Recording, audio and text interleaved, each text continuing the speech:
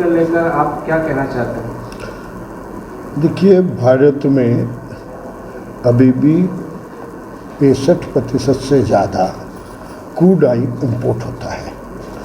Crude oil में ethanol blend करके पूरी दुनिया में 30% के तक मिलता है। उससे दो समस्या हल होती है। कांग्रेस की पुरानी सरकार ने ना तो कभी क्रूड ऑयल के प्रोडक्शन बढ़ाने पे काम किया और ना ही उसके अल्टरनेट पे सोचा। आज जब भारत में हमारे पास काफ़ी अनाज 3 साल तक का अनाज हमारे पास, चाहे मक्का हो, चाहे मोलेसिस हो, चाहे आपका चावल का चूरा हो, टुकड़े हों, ये सरप्लस है, तो इससे इथेनॉल बनाकर 20% तक ब्लेंड करने का अभी डिसीजन किया। उस डिसीजन से माननीय मोदी जी ने 2 फायदे हुए। एक फ़ायदा ये हुआ कि हमारा इंपोर्ट की फॉरेन करेंसी एकदम कम लगेगी। दूसरा उसका एडवांटेज ये होगा कि हमारी कॉस्ट कंट्रोल में आएगी। ये चीज़ें पहले कभी सोची नहीं गई। जहाँ तक सवाल है इसका, एक स्टेप और आगे की अगर मैं बात करूँ तो कई देशों में हाइड्रोजन इकोनॉमी आ गई। हम अभी ई व्हीकल पे आ रहे हैं, क्योंकि पहले काम नहीं किया। इन सब नई टेक्नोलॉजी को कन्वर्ट करने में 5 से 7 साल का कम से कम समय लगता है। हमारी सरकार ने आते ही इन पे काम किया, उसका असर अब दिखना शुरू हुआ। क्योंकि अभी केंद्र सरकार को बदले हुए 6 साल 7 साल हुए।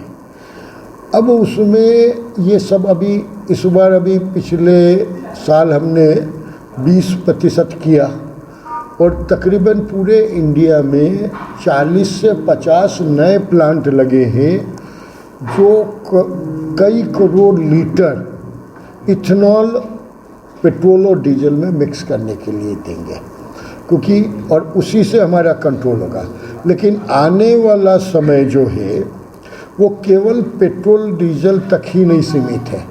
हम नेचुरल सोर्सेस से एनर्जी भी बनाएंगे, क्योंकि आज जो हम एनर्जी बना रहे हैं या तो कोल से बना रहे हैं सबसे ज़्यादा, जिससे पॉल्यूशन और एनवायरनमेंट भी डिस्टर्ब हो रहा है। हमने मध्य प्रदेश की विधानसभा में जब कांग्रेस की सरकार थी, पावर स्टोरेज को लेके जब बातें हुई तो मेरा भाषण हुआ है, तो उसमें भी उन लोगों को ये स्वीकारना पड़ा कांग्रेस की सरकार ने, हाँ हमें इन टेक्नोलॉजी पे काम करना चाहिए। मध्य प्रदेश की विधानसभा में ओपन डिस्कशन है जो ऑन रिकॉर्ड है। भाई साहब, साथ पावर जनरेशन और पावर स्टोरेज पे भी हमें सोचना पड़ेगा, क्योंकि ये भी कहीं ना कहीं पेट्रोलियम से काफ़ी हद तक डीजल का एक बहुत बड़ा क्वांटिटी पावर जनरेशन के लिए भी कई फैक्ट्रियों को लगानी पड़ती है। और वो जो फैक्ट्रियाँ लगती है उससे हमारा डीजल का कंजम्पशन बढ़ रहा है। और वो मध्य प्रदेश के सबसे बड़े सोलर प्रोजेक्ट से हमारी सरकार ने जो कन्वर्जन किया है, इस कारण हमारी डीजल की कंजम्पशन कम हुई, वरना ये कीमत और भी बढ़ती।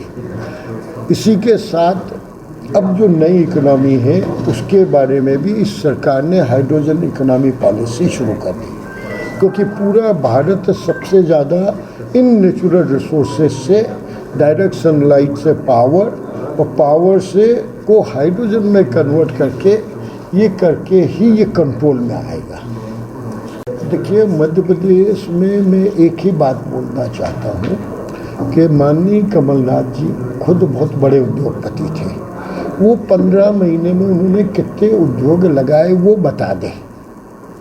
हमने साल भर में भी से भी कम समय में एक दिन 7 अप्रैल को 1900 उद्योग मध्य प्रदेश में नए एक दिन में शुरू करे और उसमें से 1400 प्रोडक्शनाइज हो चुके हैं। और ऐसे ही अगले और 2 महीने में हमारे 2000 और नई इंडस्ट्रीज चालू होने वाली है। ये एमएसएमई की बात कर रहा हूँ। बड़ी इंडस्ट्री के भी बहुत ज़्यादा प्रोडक्शन आ रहे हैं। और अगर मैं ये कहूँ कि सबसे बड़े दुनिया का डिजास्टर कोरोना का था। उस डिजास्टर को अगर किसी सरकार ने अपॉर्चुनिटी में बदला तो माननीय नरेंद्र मोदी जी ने कहा, और चाइना के प्रति जो वातावरण बना उससे हमारा इंपोर्ट चाइना से कम होके बहुत तेज़ी से भारत में प्रोडक्शन बढ़ रहा है, उसमें लीड टाइम लग रहा है, और उस कारण हमारे नए रोज़गार के बहुत सारे नए रोज़गार सृजन होंगे, और उसी के माध्यम से जो हमारे पैसे से चाइना को रोज़गार मिल रहा था, चाइनीज़ जवानों को, चाहे फर्नीचर इंपोर्ट हो रहा था, टॉयज़ इंपोर्ट हो रहे थे, दीपक से लेके गणेश जी की मूर्ति तक जो इंपोर्ट हो रही थी, इसका मतलब भारत के नौजवानों का अधिकार उन गलत पॉलिसियों के कारण चाइना को भारत के पैसे से रोज़गार मिल रहा था, वो अब पिछले 1.5 साल में हमारे प्रधानमंत्री जी ने और मुख्यमंत्री जी के ने मिलकर काफ़ी हद तक कम कर दिया है, और बहुत तेज़ी से हमारे मध्य प्रदेश में जो ये अन्य उद्योग आ रहे हैं उसके माध्यम से बहुत तेज़ी से रोज़गार सृजन हो रहे हैं। मैं तो तुलना चाहूँगा कि उनके 15 महीने और हमारे 15 महीने का कंपेयर कर लो। उनने कितनी फैक्ट्रियाँ शुरू करी, रिकॉर्ड खोल लो, अंदर रिकॉर्ड है, ये कोई छिपी के तो हो नहीं रहा है। आप सीधा सवाल बात करें।